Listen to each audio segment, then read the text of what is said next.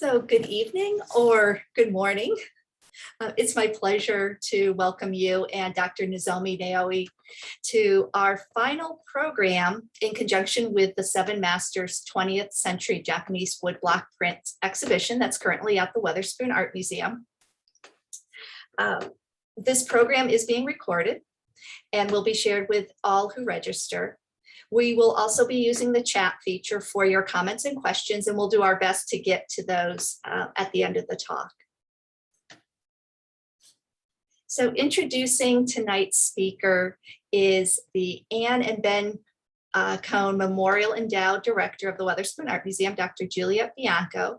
And Juliet, I will turn it over to you to introduce Nozomi. Thanks.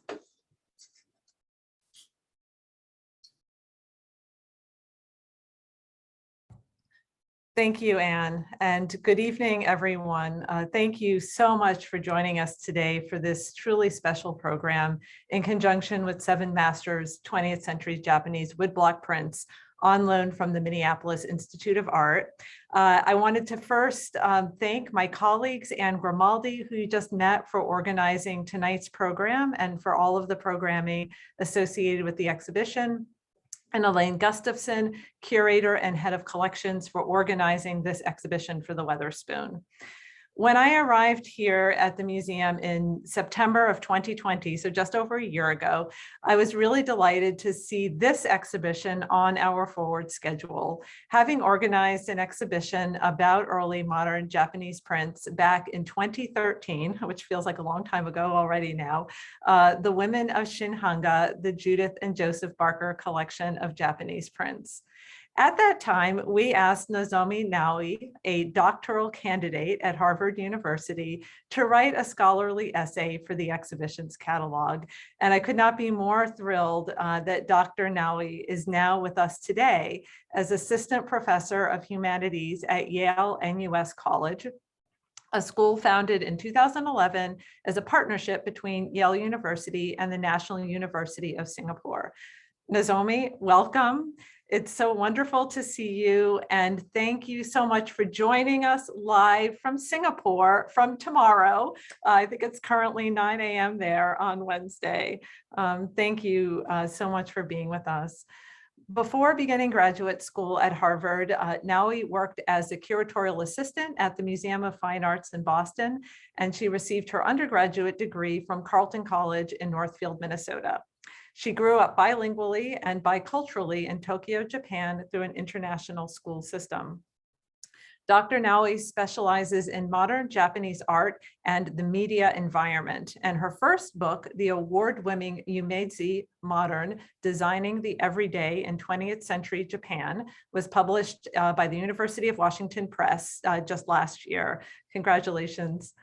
This book furthers her work on Japanese poster design to examine the role of department stores, designers, and global modernism during the early 20th century. Dr. Naoi is currently teaching a course on the rise of the modern Japanese department store, and I also hear that you are co-curating an exhibition on post-war Japanese department store posters slated for the Poster House Museum in New York City in 2020.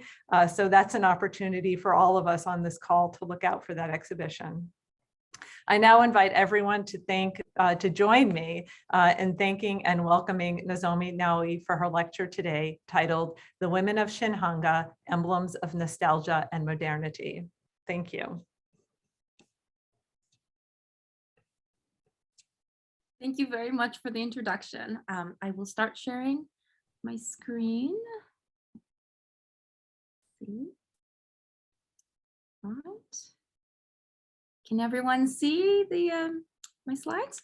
Okay, great. Thank you so much, Juliet. It's really wonderful to be here. And good morning from Singapore on the other side of the world, and good evening to all of you listening in from the United States.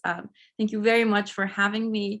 As Juliet said, I'm really excited to be part of this, as I worked with her when she was at Dartmouth on an exhibition that was about Shin Hanga prints as well. I'm also delighted to hear that these prints are from the Minneapolis Institute of Art. As Juliet said in the introduction, I went to Carleton College as an undergrad, so I remember taking many, many field trips there while I was an undergrad student. So in many ways, I feel very personally connected to this exhibition, and so I'm very excited to speak today. Okay, can you see my next slide? Yes, okay, great. So today, I would like to take us through the beautiful world of Shin Hanga prints, and especially the ones that depicted images of beautiful women, called bijinga. During the early 20th century, Japan experienced radical social and political change brought about by the effects of modernization, urbanization, and westernization. The Shin Hanga movement, or the New Print movement, responded to this cultural climate by embracing both modernity and traditional Japanese aesthetics. Shin Hanga is notable for its adoption of modes of production and representation associated with floating world pictures, or ukiyo-e, that is to say, traditional Japanese woodblock prints of the Edo period in the pre-modern era. It did so, however, by simultaneously establishing new spaces for the continued use of these Edo period woodblock techniques and practices amidst Japan's ever-evolving media environment during the early 20th century. Beauty prints were especially important in highlighting elements of nostalgia and modernity, showing traditional ideals of the female beauty, as well as becoming a primary locus around which discussions of modernity and westernization took place. With Watanabe Shozaburo as the publisher and founder, this movement responded to this cultural climate by creating a national identity that embraced both aspects of the modern and the traditional. Now, amongst the Shin Hanga artists were Hashiguchi Goyo and Ito Shinsui, whose prints are featured prominently in this exhibition, and two works you see on the screen here.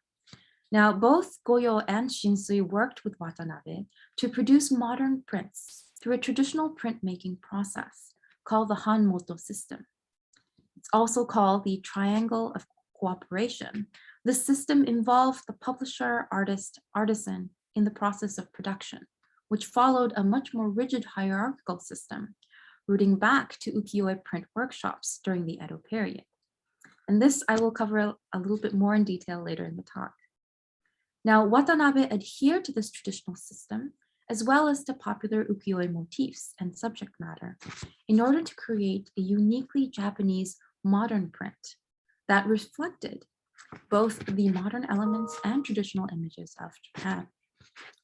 Both Goyo and Shinsui looked to the bijinga, or beautiful woman print genre, which suited the romanticized sense of the traditional Japanese beauty. In doing so, they incorporated qualities associated with traditional femininity from established ukiyo-e masters of beauty prints, such as by Kitagawa Utamaro.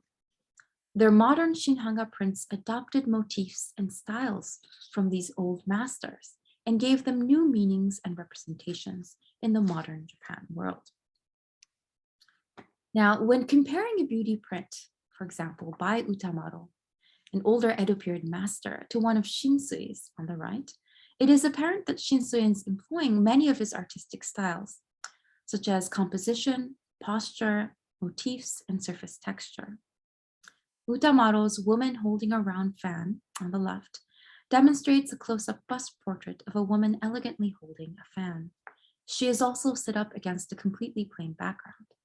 This format was previously only used in actor prints, but Utamaro is attributed to have employed this view in order to show more detailed expressions of the woman's face and hands. In Shinsui's Woman with a Fan, on the right, this very same composition is used to depict his own beautiful woman. Both prints depict the woman in the same pose with the three-quarter view and the slight tilt of the head towards the right, as she lightly places the fan in front of her chest. An extremely delicate sheer fan in which we see through to her shoulder. The linear and two-dimensional depiction of the fan, the solid black area of the hair, and the elaborate surface patterning of the kimono in Shinsui's print reveals heavy influence from Utamaro's style. However, Shinsui's print demonstrates demonstrates contemporary artistic styles along with these traditional attributes. The small areas of light pink shading around the woman's neck and facial features display Shinsui's influence from Western artistic techniques, such as shading and three-dimensional illusionism. The use of light and dark areas of the woman's kimono also suggest roundness and volume to her figure. Now, to have a close-up, the most distinctive quality in her face is her face. Shinsui's woman is depicted with delicate contour lines that delineate the outline of the face, nose, lips, and eyes. These lines create a more three-dimensional quality, coming from Western artistic influences of life drawing to exhibit a more naturalistic effect. Unlike the highly schematized facial features of Utamaro's woman, with only linear outlines of the facial features, Shinsui's woman is rendered with more attention to three-dimensionality and naturalism. And of course, these details, everyone should go back to the exhibition to see these up close, I think. Now, similar to Shinsui, Goyo also incorporates Western artistic styles into his modern portrayal of beautiful women. Originally trained as a Western style painter, Goyo was more familiar with these new techniques. When Western artistic expressions were first introduced into the Japanese art world, the realistic effects that these techniques made possible were fascinating. Methods such as descriptive drawing that convincingly depicted mass and volume, life drawing from observation, perspective, and shading were especially influential. Goyo's prints show a unique balance between his background in Western style painting and the traditional attributes he takes from ukiyo-e prints. In Goyo's Woman Applying a Powder, on the left, certain conventions seem to be borrowed directly from Utamaro's style. When compared to one of Utamaro's famous beauty prints on the right, such as this one, the fancy free type, Goyo's print follows Utamaro's classic composition. The three-quarter bust view, the plain background, the casual display of the shoulder and breasts, slightly tilted head, both hands holding an object, and the attention to surface patterning in the kimono. However, in the Goyo print, the contour lines that model the neck and shoulders, the faint pink shading around the chin and breasts, and the folds of the kimono that are depicted with calligraphic lines all exhibit a volumetric body underneath. In addition, the facial features, wisps of hair, and the prominently placed hands all show close observation. These qualities in Goyo's beauty mark a clear departure from the two-dimensional and schematized effect in Utamaro's print.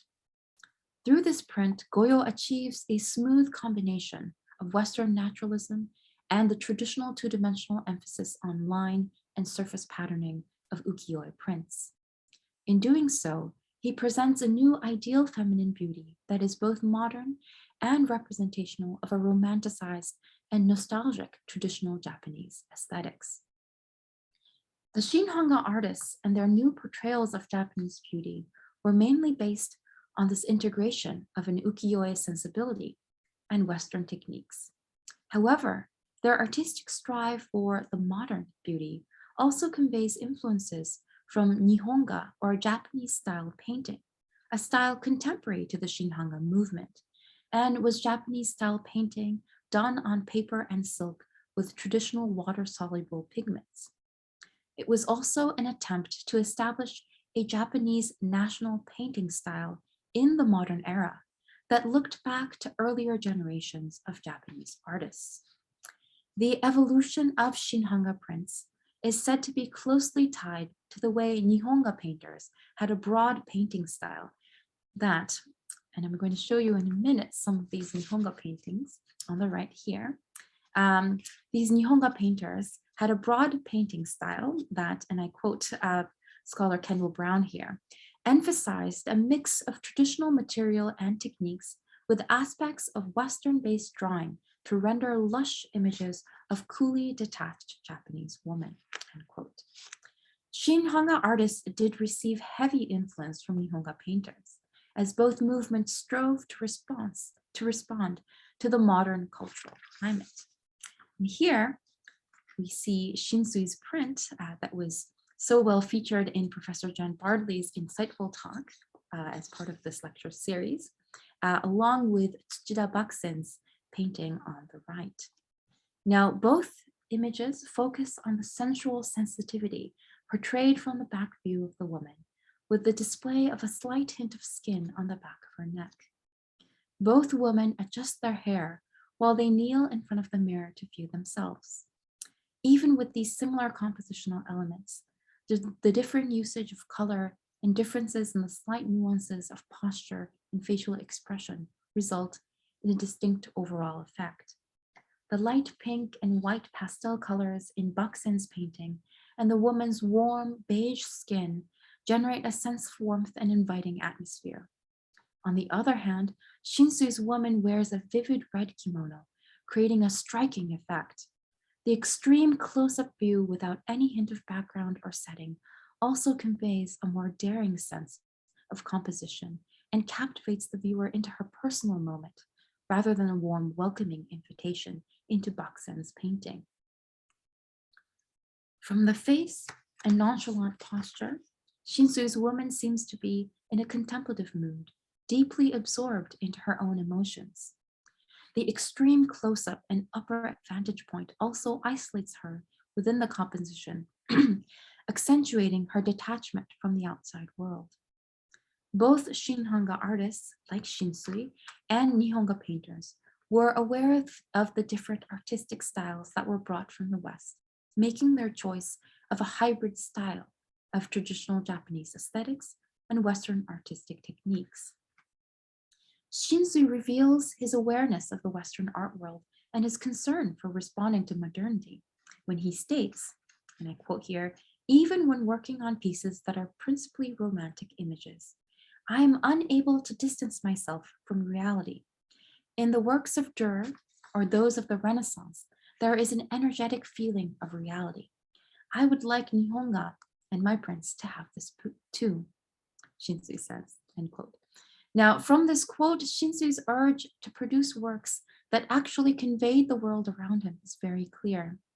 His drive to achieve such reflection of the modern period, with its influx of Western influences and the need to redefine Japaneseness within its modernity, can be seen. In addition to these new Western artistic styles that are prevalent in Shinsui and Goyo's prints, these artists and the publisher Watanabe worked closely with the skilled professional artisans who were part of the print production process to highlight or create new formal effects that enhance the appeal of these Shin Hanga prints. For example, in this one that we see here by Shinsui, the circular patterning in the background is created by the work of the printer, turning the baren tool strongly onto the paper with a circular motion to create this effect, one that brings texture and energy to the blank background that encapsulates the figure. We also see the use of hatch marks around the outlines. I think you might see these here, that create a more sketch-like effect compared to the calligraphic lines in traditional prints. What distinguished the Shin Hanga prints from other movements and print styles during this time was its adherence to a traditional printmaking system, and the high quality finish in design, carving, and printing could not have been achieved otherwise. The process of printmaking under this Hanmoto system involved many steps through the publisher, artist, carver, and printer. And let me briefly explain this process to you today so we can appreciate more what is happening in these prints. Now, while today we only often know the names of the designers when we view Japanese woodblock prints, these works are a product of a carefully orchestrated collaboration. And here I'm bringing in a very famous triptych print by Utamaro, who we've been seeing today. He has cleverly inserted images of beautiful women, which were his specialty, instead of actual male craftsmen, which shows here the production process. Starting from the right, we see the different players that are crucial in this process. The artist showing the publisher his design for the print, the carvers making the color blocks, skillfully using the blade blade to knife through the hard block of the wild cherry wood, according to the design, while an apprentice sharpens the blade. And to the left, Beauty is preparing for the final process, the printing, by pre-moistening the paper to avoid warping during the printing process, as the fibrous washi or Japanese paper can expand after absorbing pigment. Then they hang the final prints above. In the background, we also see a folded painting here, right here, of what looks like an ink landscape, reminding the viewer that these prints are of the same artistic production with such works, an attempt to elevate the status of woodblock prints to the level of the classical traditional art ink production. Beauty prints, which is the focus of our talk today, highlighted the skills of these craftsmen. And I'm going to take a few moments to go through this process with this as an example here. Now we begin, of course, with our publisher, Watanabe Shozaburo, for example, with the Shin Hanga movement, who provides capital and plays a commercial role in the process. He gathers all the artisans together. Key blocks and color blocks that are created for any given print are owned by the publisher and has copyright to reuse. To publish, the publisher himself might have an idea for a new series of prints or will be in discussion with the designer and has a say in subject matter or execution in the print. Then we have the designer or artist, names we recognize today, like Shinsui, Utamaro, and Goyo, which produces the design for the print. The carver will then transfer this image onto a woodblock, a hard wild cherry wood, to create the first proof or key block, which contains just the linear information of the print. And you see an example of it here. Now, Japanese woodblock printing is a form of relief printing, a process consisting of cutting into a printing surface in a way that all the remains of the original surface is the design to be printed. So this is unlike intaglio printing, which is very common with Western prints, where you cut in the design. But here, ukiyo-e carvers cut around the design to leave the lines uncarved. Now, the under design by the designer is pasted onto the block itself, and in the process of carving is usually destroyed. Now, this also means that the key block is the mirrored or reversed image from the design that the designer had drawn. Now, the carver is responsible for adding in drapery patterning, often done freehand interpretation by the carver when patterns are not specified. The carver also adds hairlines, the wisps of the hair around the face, also not in the original drawing, and is the carver's job. He carefully uses the blade to cut into the hard wood. Now, the wild cherry wood facilitates fine carving and is an even density of the grain here. And so you see, in Japanese prints, they use the long side of the wood instead of the cutout here that often Western prints have used. Now, for cutting utensils required, the blade is a product of metalwork from sword technology, using high carbon steel laminated over softer steel, which are strong and sturdy, but also flexible. And we might see, going back to Goyo's work, for example, the handiwork by the carver with these very, very delicate wisps of hair around the face line, and the patterning in the kimono that are the agency of the carver. And in older Edo period prints, we might see these hairlines here that are really dependent on the skills and aesthetics of the carver himself. Now, after the first proof is printed by the printer in black and white, it goes back to the designer who checks and makes specific decisions about color. And I have an example here of a Hiroshige landscape print where you see the designer himself putting in these instructions of what kind of a color should be in what areas. Now, the carver will then create color blocks for things like these using a softer wood, often creating a color block for each color used in the print. Each color block is made with registration marks. You see here, these hooks, these two here, which is a little notch cut into two parts in the block to assure that the paper is put into the same location each time for printing. Now, the final process requires the skill of the printer, who will print the key block and all the color blocks used with using the registration marks and onto the paper. Now, the paper is made from inside the bark of a mulberry tree and sifted with bamboo screens, making an organic, uneven surface that fully saturates and absorbs the pigment into its fibers. The printer uses the boden, a printing pad made of lacquer that is applied manually on a slanted surface for even transfer of pressure. And this is the boden tool that I showed you with Shinsui's print with the circular patterning in the background. With this one here.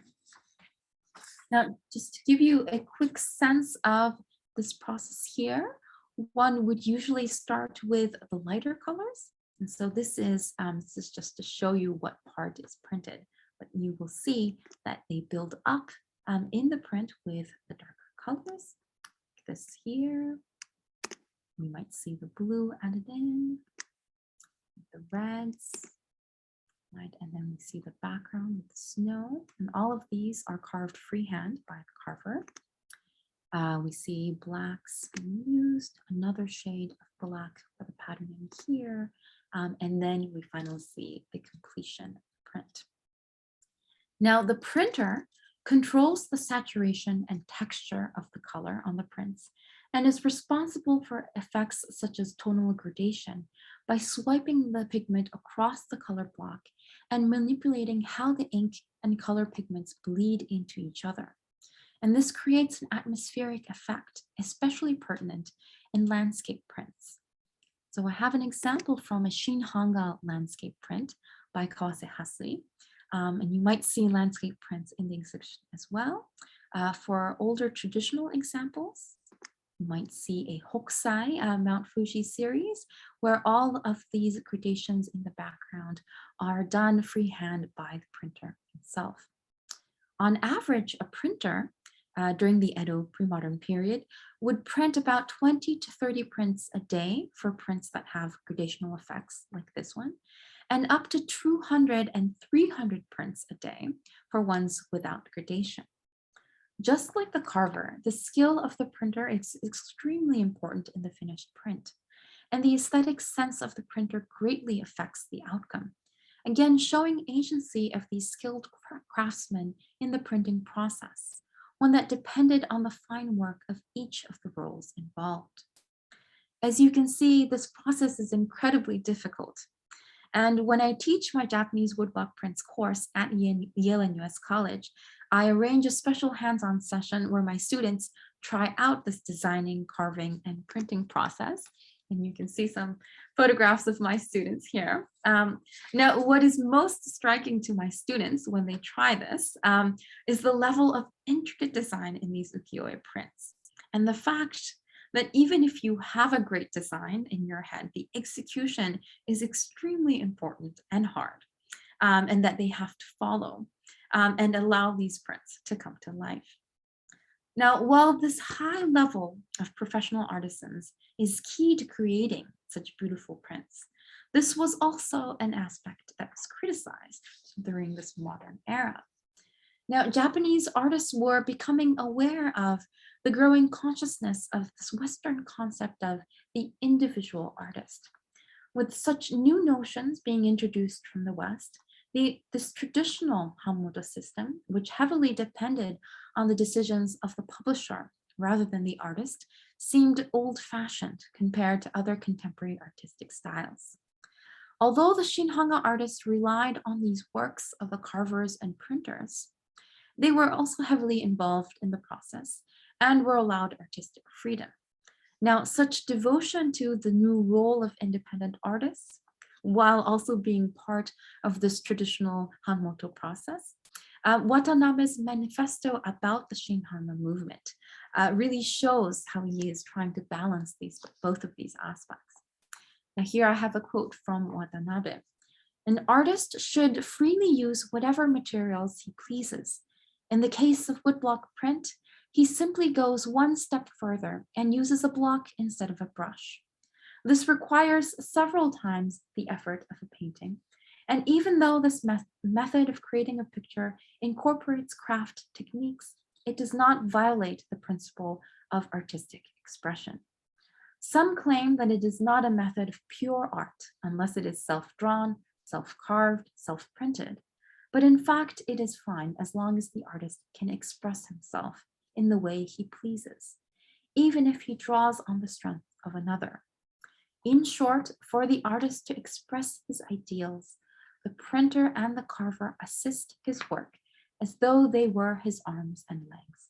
And this means that the artist himself must have a profound knowledge of the print process. Through his manifesto, Watanabe expresses his true conviction towards creating a new artistic expression that followed the new modern notions of the individual artist, as well as his goal to represent a new kind of national identity.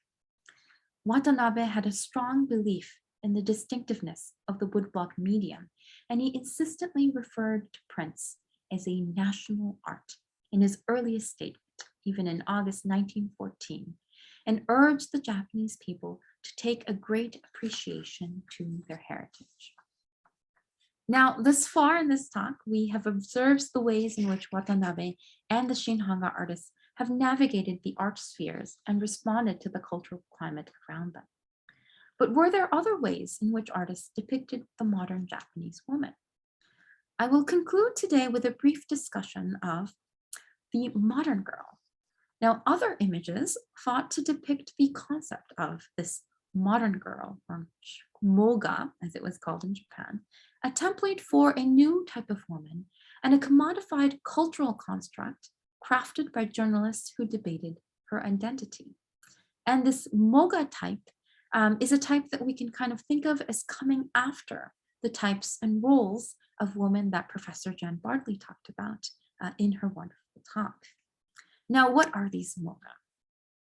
The early 20th century witnessed a slow climb in the number of working women, particularly in the cities, a phenomenon that stemmed from economic necessity, awakened women's consciences, and job availability, the rise in the middle class, the rise in consumer culture and urbanization, and increasing Western influence integrated into daily life in Japan. From the late 1920s, the city, referred to as Great Tokyo, became a modern urban center with increasing authority and size. By 1930, the population of Tokyo was 2 million or more, and artists, authors, and critics recorded the transformation of the city. Now, I just bring in two examples here. First one, Tipsy by Kobayakawa Kiyoshi on the left, shows this kind of image of the moga in Western dress, participating in nightlife activities, such as drinking. The female became a contested site of representation and commentary on culture itself, with debates over whether this was to be accepted or not. On the right, we see a round fan. This is an advertising from the early 1930s. With modern women were also stressed to be involved in sports for a healthy body. They went out, wore Western fashion, and became new female images embracing modernization.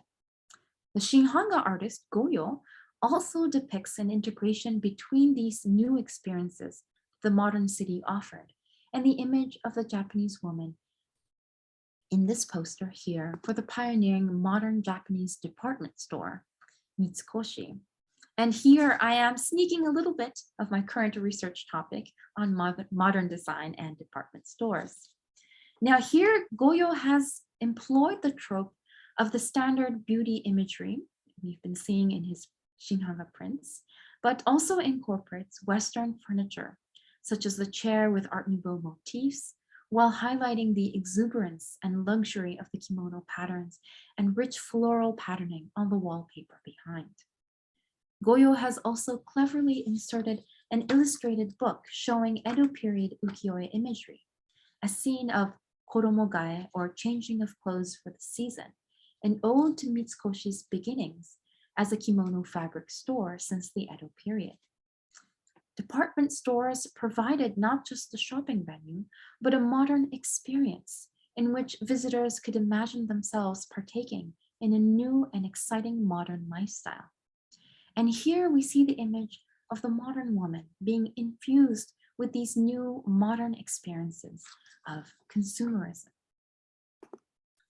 Now, such decadent and exuberant images of moga, nostalgic and romanticized images of beauties in Shin Hanga prints, all of these express the interesting role of the female image and body played and what it played in the changing cultural climate of modern Japan.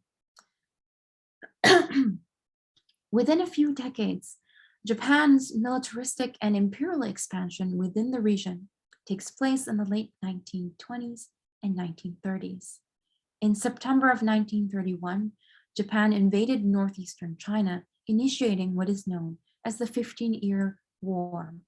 Now, while my lecture today is drawing to a close, I would just like to mention that in this context, we see the image of the modern girl partaking in renewed ties affiliation with tradition, state, and patriarchy.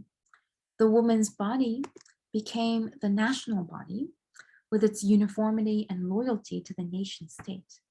The female body becomes yet another site for modern progress and scientific technological advancement, all through the foil of their idealized beauty, and of course, obscuring the nature of imperialistic pursuit and violence that were part of this progression and historical trajectory.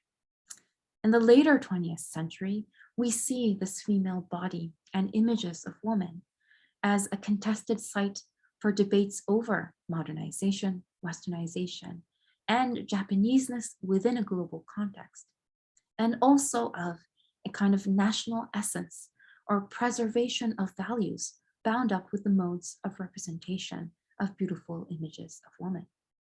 When we see images of women in visual media of Japan today, I would like us to consider how the site of the female body has continued some of these ideals and tropes from beauty prints of the Edo period, as well as how it has evolved to encompass other layers of the Japanese identity.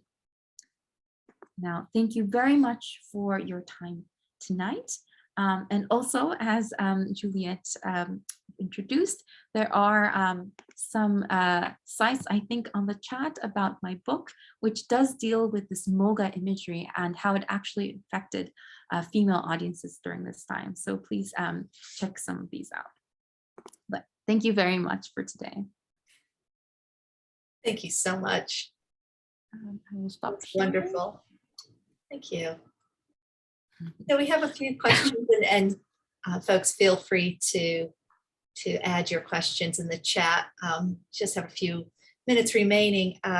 Here's one from our colleague, Professor David Phillips over at Wake Forest University, who asks, given the role of Watanabe as a publisher, who, given his investment, was motivated to assure that the artistic product was popular, how does the commodification of the art influence decisions the Shin Hanga artists made about which subjects would be depicted and about aesthetic considerations? At what point does the Shin Hanga artist develop agency?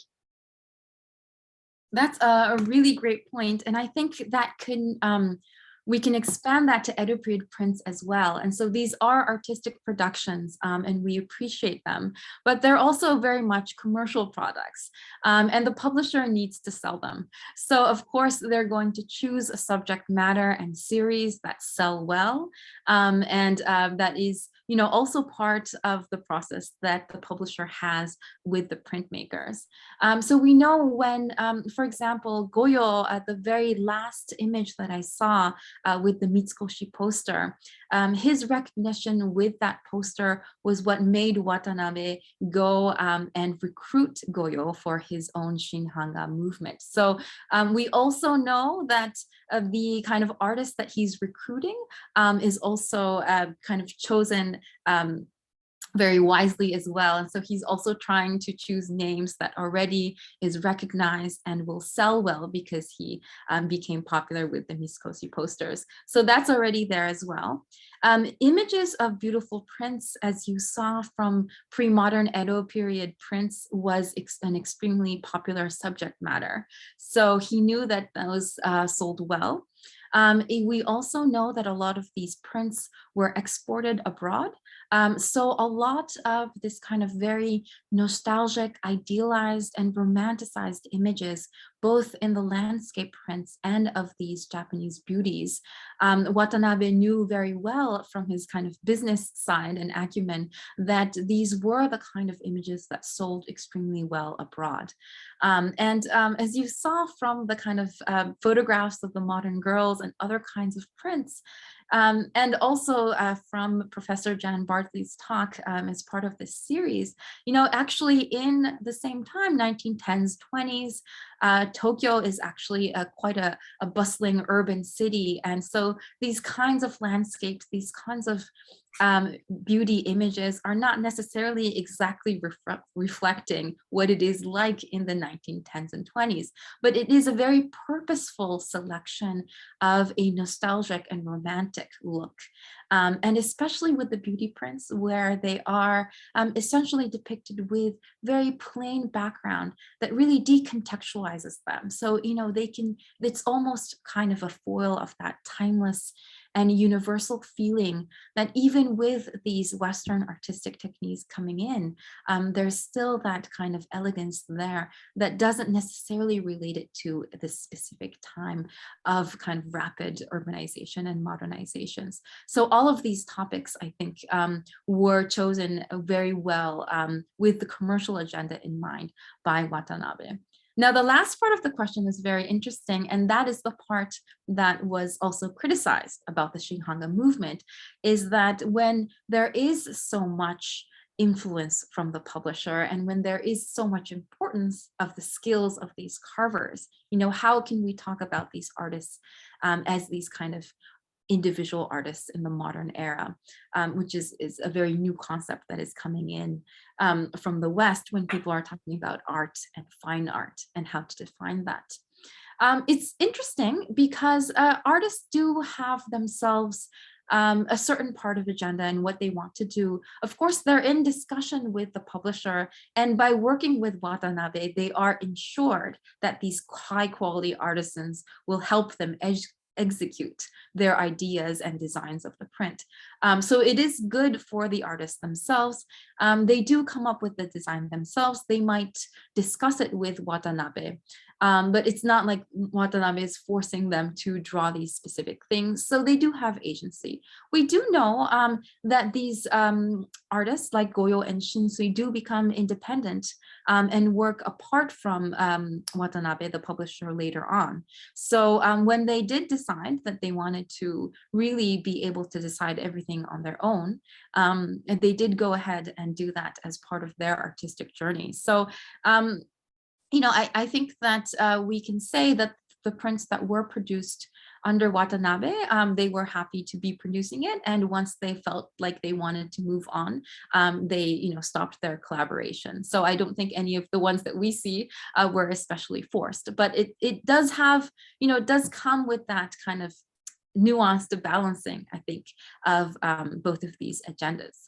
Although when Shinsui, just one note, I do want to get to other questions, but although when Shinsui decided he wanted to become independent and he tried to carve and print a print himself, there is one print of a geisha that is left that looks quite horrible. And he realized very quickly how difficult it is to actually execute these prints in the way that the Shin Hanga prints were done. So he did kind of have a difficulty when he became independent, and he produced a lot of paintings afterwards, but not so many prints by himself.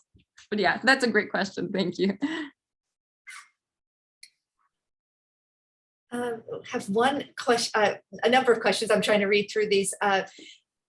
If we were shopping in, say, Tokyo today or anywhere in Japan, what is available? What would you see as a typical woodblock print these days? Are they all reproductions of Shin Hanga, or are they ukiyo-e reproductions, or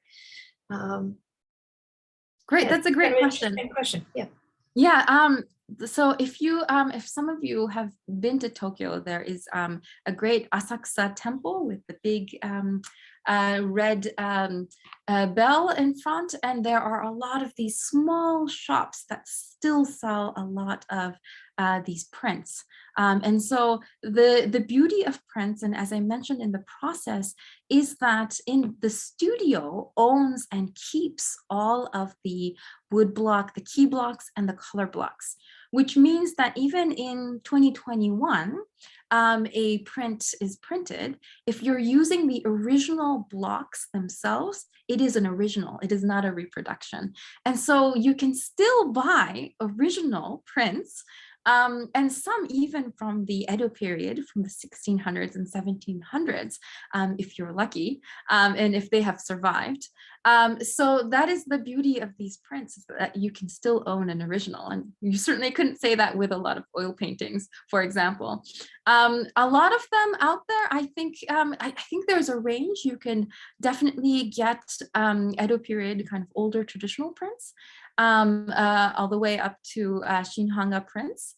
A lot of the Shin Hanga collections are actually in the US and in Western collections because they were especially favored by Western collectors. So there's a lot, in North America, Britain, and so forth, and in Europe. And so I think you can see them a lot, and perhaps, collectors can still buy them in these kind of auction houses in the West as well. But it is very exciting to go into these shops and to think that you might be able to buy an original print. Of course, there are reproductions, which means that they have recreated wood blocks and key blocks according to the original design.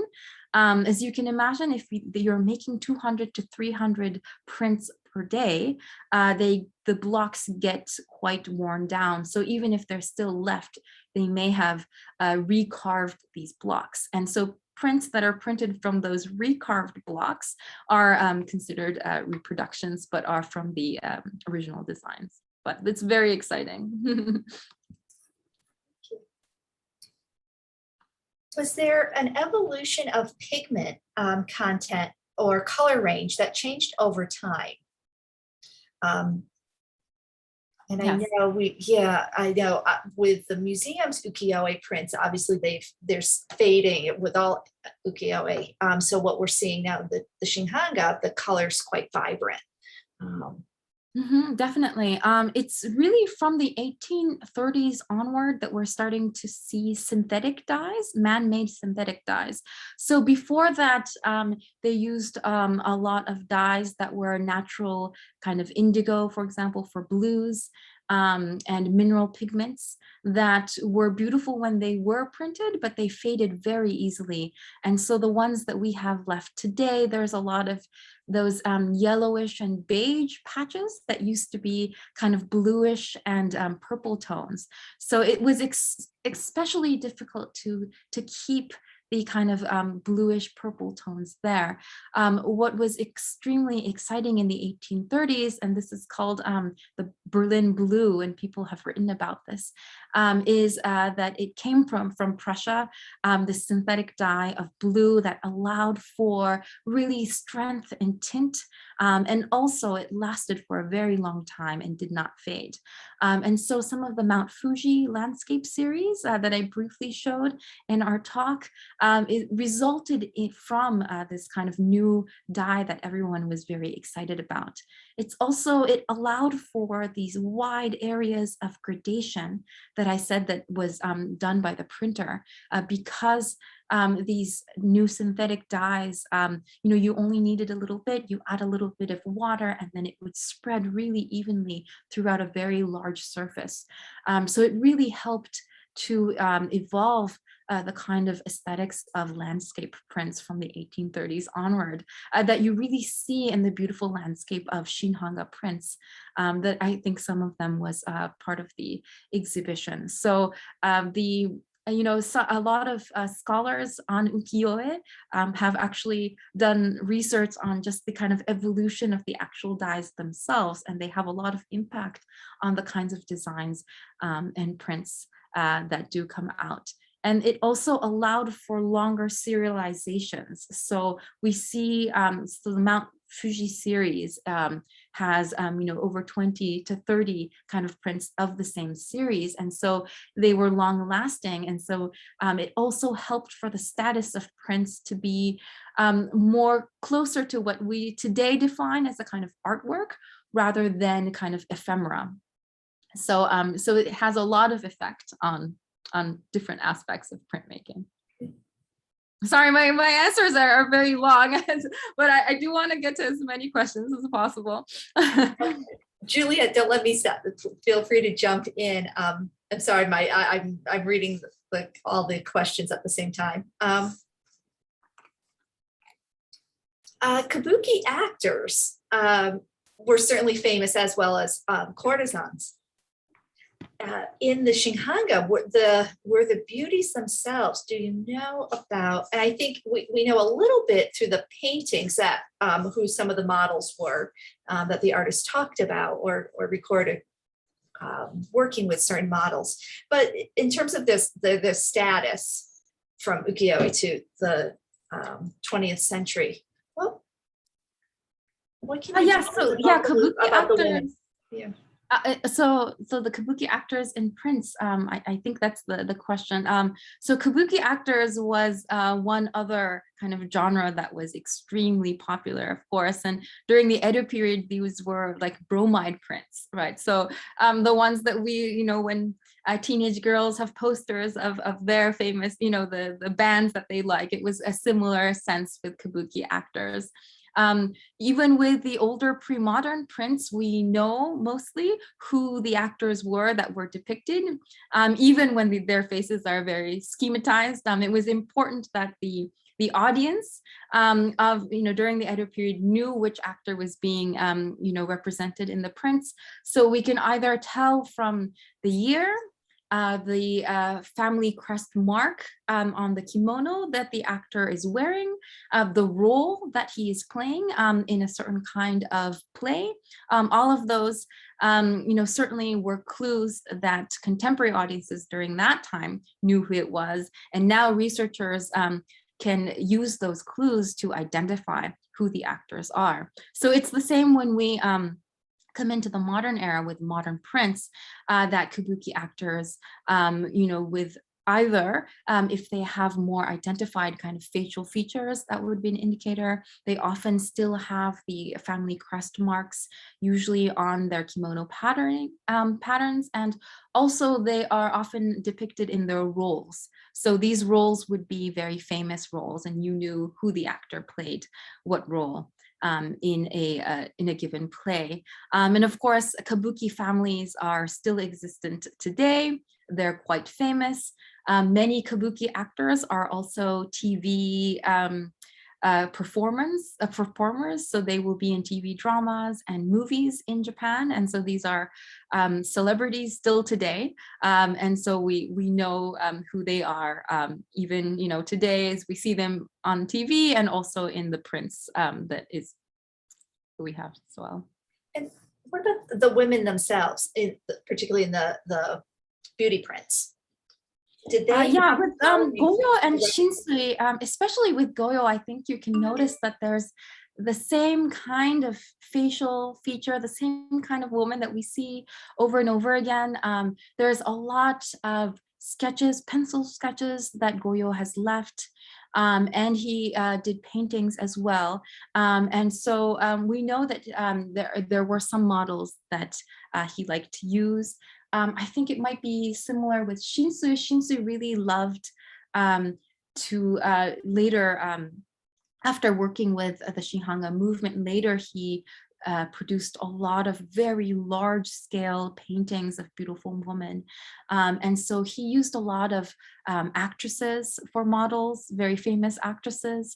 So we know that he brought these actresses in, and by the time that he was quite famous and an older painter, a lot of these younger actresses really wanted to be depicted by him because it would make them famous as well. And so it was, you know, people knew who they were, and today we know some of these names as well.